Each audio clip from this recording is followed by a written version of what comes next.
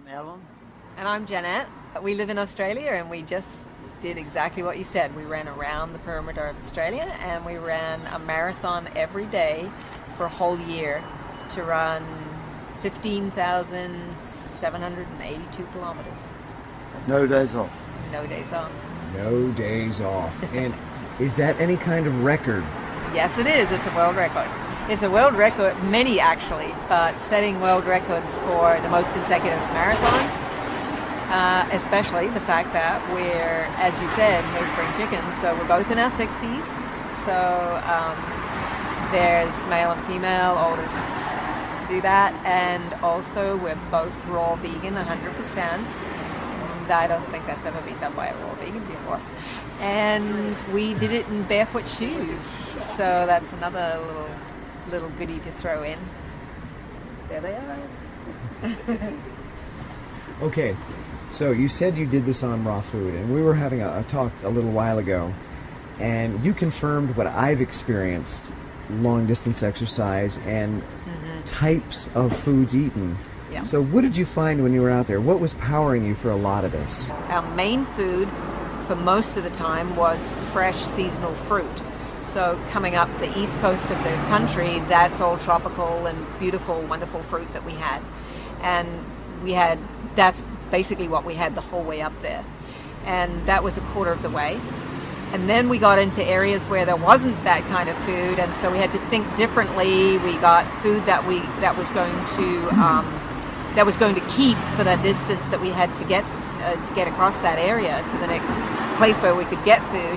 So we had to sort of go into having, instead of fresh green salads, it had to be coleslaw with cabbage and carrots and beets grated, and that was going to keep.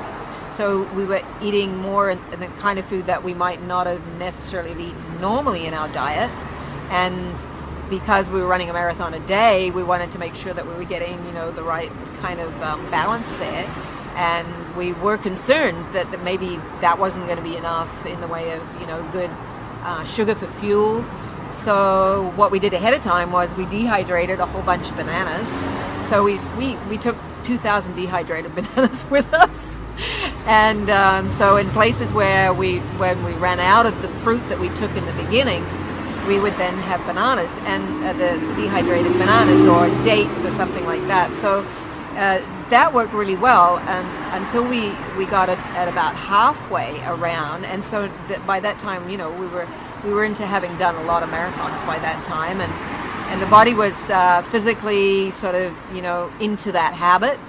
But we were finding that we were needing certain things depending on the different climate and the different terrain that we were on. So every day was a different marathon. And so what we were finding was, because we were actually obviously losing weight with all that exercise and not being able to basically eat enough at some of the time when it wasn't available for us.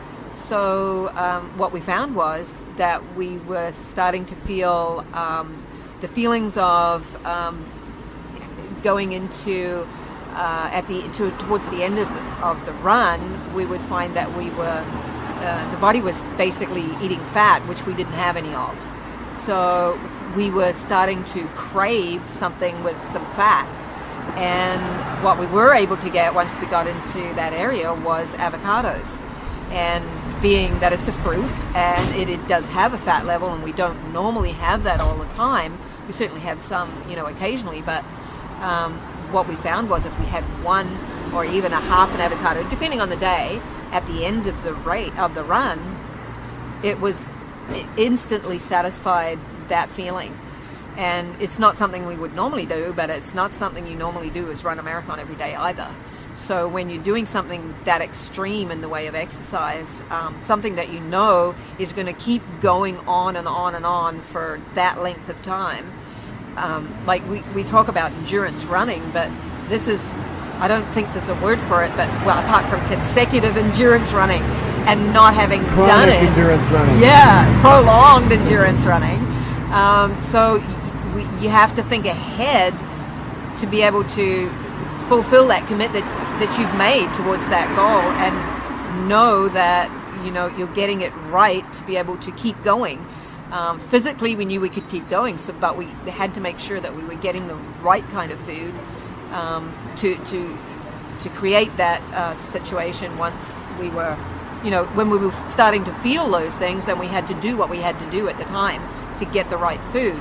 So even though we normally eat a low-fat, raw vegan diet, and we wouldn't normally eat, an avocado a day, we definitely found that during that time, that's what worked. And you might want to talk about what else we had with the avocado. That was kind of good too. You just took the words right out of my mouth. Also with this avocado, we found, I think we were also maybe craving a bit of salt. So we used to have some olives, maybe half a dozen olives, a couple of nice, juicy, sun-dried tomatoes, which we couldn't always get fresh.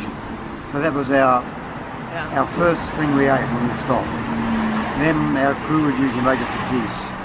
The juice was usually just beetroot, carrot, apple and ginger, perhaps, that sort of thing. Yeah. And we'd drink that fairly quickly as soon as we finished. And then we'd have a salad. Yeah. So it was just the way of doing it. And that wasn't all, it wasn't happening all the time, but it certainly happened at times. And at those times you have to listen to what your body's telling you. And our body was telling us, okay, this is what you need today, and we'd get that message loud and clear.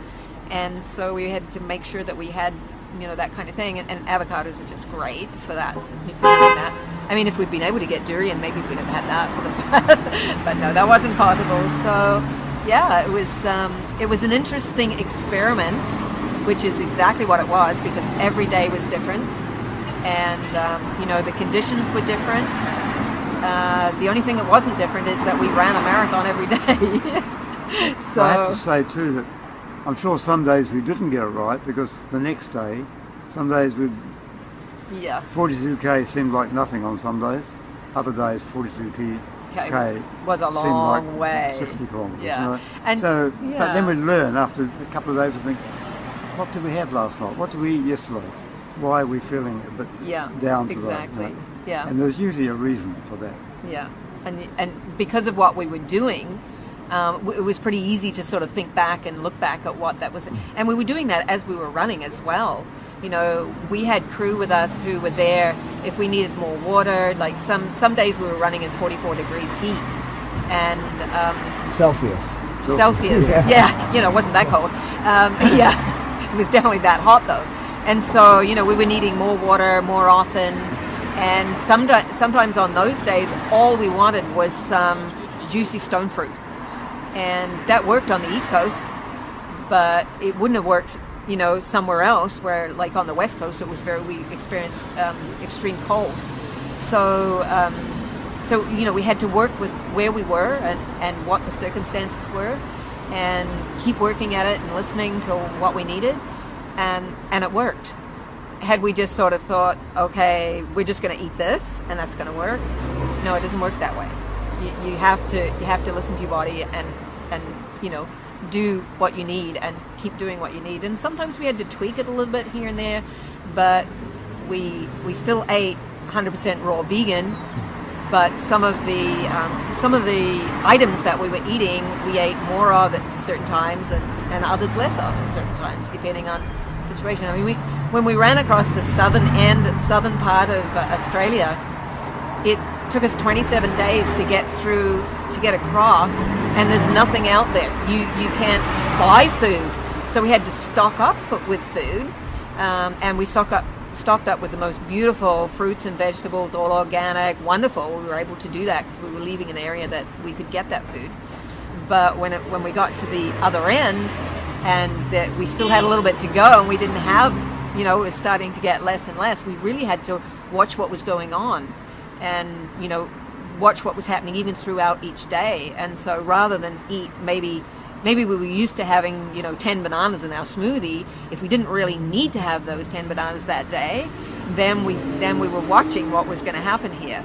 So we might have only had 5 and then just watched what happened throughout the day. And other times it might be halfway through the marathon, the crew would be there with, a bunch of bananas and some water, and we would just sit there and eat all the bananas and they'd be gone. And other days we'd maybe have 1. So you really do have to listen to what your body's telling you. Yeah. Yeah, there is no one solution that works all the time, every No, absolutely day, not. for No. every person. Yeah, Yeah. exactly. I mean, there's a base, and certainly there's a base we've been following for 13 years, and it works wonderfully. It's great, but there's certain times and certain places, circumstances where you just have to listen up and follow what your body's telling you, and it's going to have the right answer. You just have to listen. Did it ever tell you to eat chia seeds?